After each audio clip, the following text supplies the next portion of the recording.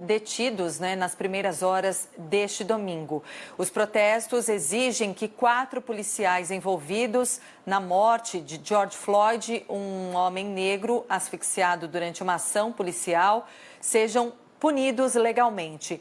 Todos os agentes foram demitidos, mas apenas Derek Chauvin, que aparece nas imagens pressionando com o joelho o pescoço de George Floyd, foi detido e acusado de homicídio culposo.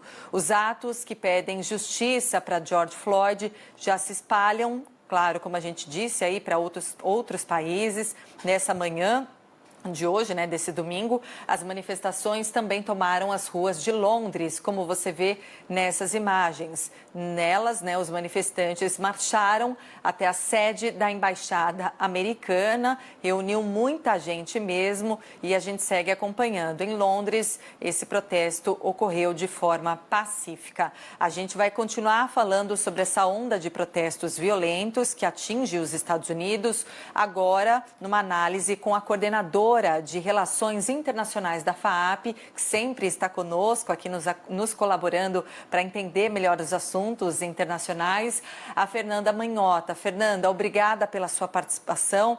Bom, queria que você contextualizasse a importância, a evolução desses protestos violentos nos Estados Unidos, que surge aí com um princípio de uma causa antirracista. Oi, Patrícia, muito bom dia. É sempre muito bom falar com vocês do Band News TV, ainda que o tema, claro, seja um tema muito complicado, triste, enfim. O que nós estamos acompanhando nesses últimos dias nos Estados Unidos, Patrícia, é a expressão de uma convulsão social que tem elementos que envolvem causas aí, fatores estruturais associados a aspectos conjunturais, né? Então, o que é que isso significa? Significa dizer que, de um lado, nós temos, ao longo da própria formação social dos Estados Unidos, ao longo do processo histórico de consolidação desse tecido social, a questão racial como algo que sempre gerou algum tipo de conflito.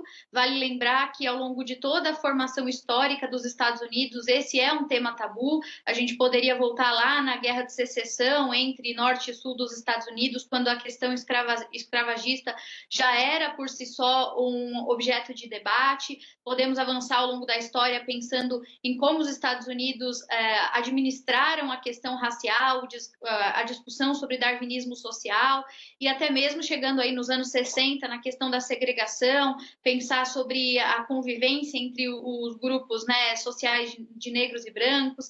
Então, de um lado, existe um debate que é um debate que está profundamente arraigado à própria formulação, contextualização histórica do país. Do outro lado, existem particularidades que estão muito associadas a esse momento que nós estamos vivendo em particular. Então, para além dos debates que já estavam, em alguma medida, muito presentes, agora, nesse contexto de polarização, sobretudo no âmbito de um ano eleitoral, e considerando também todo esse salvo-conduto, que desde 2016 tem havido no sentido de permitir discursos de ódio ou de legitimar esse tipo de comportamento, sem dúvida tudo isso entorna esse caldo de convulsão social ainda mais. Então eu diria que, para quem quer entender o que os Estados Unidos estão passando nesses últimos dias, é preciso juntar essas duas dimensões, olhar para trás e reconhecer que nós estamos falando de um país profundamente desigual,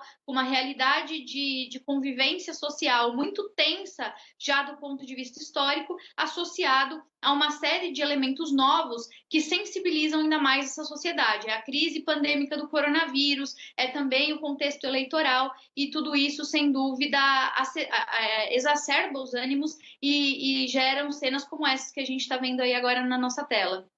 Exato, Fernanda? Inclusive eu vi aqui, estava pesquisando que a cidade americana de Minneapolis, onde tudo isso começou, que está aí no centro dos protestos contra a morte de Floyd, essa é uma cidade que já tem aí uma longa história de segregação e também conflitos raciais, É verdade, e não só nesse sentido, essa é uma cidade particularmente representativa, como também do ponto de vista eleitoral, como eu mencionava antes, né? O estado em que essa cidade está inserido, ele tem aí um peso de 10 cadeiras no colégio eleitoral, é considerado um swing state, ou seja, um estado que costuma variar em relação à preferência nas eleições entre democratas e republicanos. É um estado onde, de fato, a campanha acontece com muita intensidade na tentativa de capturar votos e, de alguma forma, independentemente da própria discussão racial, ele traz à baila, né, traz à tona essa necessidade de pensar os impactos que tudo isso vai gerar sobre o próprio pleito de 2020. Lembrando, Patrícia, que se por um lado o presidente Trump iniciava 2020 como um incumbente favorito à reeleição, naquele momento sem ter praticado nenhuma gafe grave em política internacional, com economia em relativo pleno emprego, em relativo equilíbrio, com algumas reformas fiscais bem sucedidas e tudo mais. Hoje, alguns meses depois, até em função da própria crise do coronavírus, o cenário se alterou bastante. Então, nós temos hoje aproximadamente 100 mil mortos nos Estados Unidos pela própria Covid-19, o que em 2 meses representa um número maior de americanos mortos do que a Guerra do Vietnã em mais de 10 anos. E, paralelamente, os dados econômicos não favorecem também o presidente. A economia começou a derreter. Temos quase 15% de desemprego, temos números expressivos, né, no sentido das próprias projeções de PIB, tem gente falando no encolhimento da ordem de 30% no segundo semestre, e isso tudo, claro, vai também levando os líderes e os atores políticos, encurralados, né, de certa forma, pelas novas circunstâncias, a incentivar, a legitimar, a buscar até mesmo energizar essas bases, que são bases um pouco mais radicais, o que nesse momento em particular não ajuda. Então, a sociedade ela já é uma sociedade polarizada, ela já vive um contexto que não é muito favorável, e esses movimentos, né, que vão acontecendo, eles vão gerando um desgaste cada vez maior. Eu diria que de tudo isso, a lição, ou pelo menos aquilo que vale a pena observar, né, nos próximos meses, é como, de alguma forma, os democratas vão conseguir capitalizar politicamente em cima de tudo isso. Porque vale dizer que os democratas estão há algum tempo com alguma dificuldade de se estabelecer como uma oposição forte, competitiva, e essa situação toda do Covid e agora dos protestos coloca no centro do debate 2 temas que costumam ser muito associados aos democratas, seja a discussão sobre o sistema de saúde dos Estados Unidos, seja a própria discussão racial. Em geral, esses são 2 temas que favorecem a pauta, a agenda dos democratas. E a própria Amy Klobuchar, né, que é a senadora desse estado específico que agora está enfrentando esses protestos, ela é cotada como uma das possíveis vice-presidentes à candidatura do presidente, né, do Joe Biden do lado democrata. Então, a própria Amy Klobuchar vai ganhar muita representatividade nacional, ela vai ficar ainda mais conhecida, porque nesses protestos ela tem sido uma voz de pacificação. Então, eu diria que os democratas acabaram ganhando aí uma circunstância favorável, ainda que muito triste, para tentar contrapor o Trump nas eleições de 2020. Agora resta saber como eles vão aproveitar, entre aspas, essa oportunidade que as circunstâncias políticas criaram, né? Fato, se posicionar como uma oposição ao governo de Trump, né, Fernanda? Inclusive, eu acho que você tocou num ponto importante, né, que é essa questão eleitoral. E eu queria muito já te perguntar sobre o que a gente pode esperar da postura do presidente Trump a partir de agora, né, para tentar conduzir esses protestos que pipocam em vários estados do país. Ele que já veio ao Twitter, pediu um rigor, que governadores e prefeitos punam rigorosamente os responsáveis, inclusive ameaçando, dizendo que, se for necessário, o governo federal vai interferir, vai fazer o que tiver que ser feito com um uso ilimitado do poder e muitas prisões, né? Inclusive o presidente Trump, que foi sinalizado pelo Twitter para não enaltecer a violência ainda mais durante esses protestos. Como é que você espera que Trump conduza todos esses acontecimentos nos Estados Unidos, sem fazer com que isso respingue e atrapalhe esse processo paralelo eleitoral e de campanha que ele vive e que é tão importante. É verdade, eu acho que esse é o principal dilema que hoje a Casa Branca tem enfrentado e que todos nós temos de alguma forma acompanhado. O presidente Trump, ele sempre se apropriou, isso desde a campanha de 16, de uma narrativa, de um discurso de law enforcement, de law and order, né? Então essa ideia da lei e da ordem sempre foi algo que pautou muito fortemente o seu discurso e que tem muito apelo junto a determinados grupos da base republicana. Então, ele, claro, vai usar essa oportunidade como mais uma chance de se comprometer com esses grupos em particular. Agora, a gente nunca pode esquecer que o presidente Trump, muito além de representar aquilo que nós esperamos de um presidente em ação ou de uma figura institucional, como é o caso de um presidente, ele representa uma liderança, um tipo de grupo, né, que é esse grupo dos novos populistas do século XXI, que costumam ganhar espaço no conflito e conseguem, de certa forma, projetar a sua liderança a partir de um certo diversionismo. Ou seja, costuma ser esperado desse tipo de liderança que, ao invés de aparecer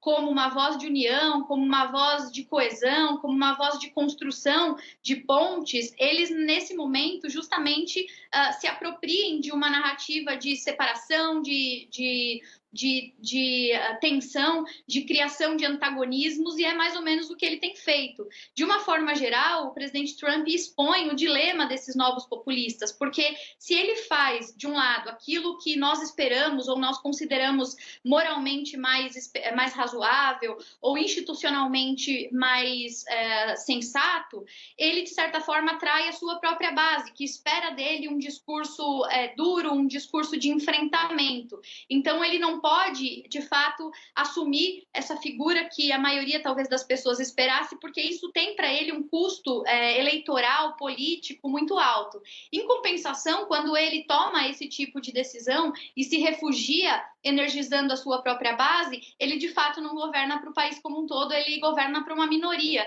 Então, nós estamos com essas circunstâncias em específico do conflito, né, desse conflito racial que estoura agora, mais uma vez, tendo a oportunidade de verificar como esses novos líderes com esse viés específico de populismo do século XXI acabam se colocando em uma circunstância que, de fato, favorece mais os seus próprios projetos de poder individual do que efetivamente os interesses de grupo. O presidente Trump, em situações do passado que envolviam a questão racial, ele foi muito criticado por basicamente ter negligenciado a importância do tema ou por ter deixado de expressar condolências às vítimas ou por ter deixado de condenar a ação de grupos supremacistas. Isso aconteceu diversas vezes, inclusive a última vez que talvez tenha ganhado mais repercussão foi em Charlottesville, e agora mais uma vez. Então, na verdade, o que nós estamos assistindo é Trump sendo Trump novamente e fazendo isso porque ele sabe que politicamente, apesar disso gerar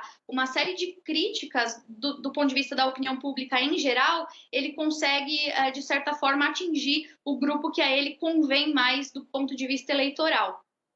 Ok, muito obrigada, Fernanda Manhota, coordenadora de Relações Internacionais da FAAP, trazendo a sua análise sobre esses protestos violentos nos Estados Unidos.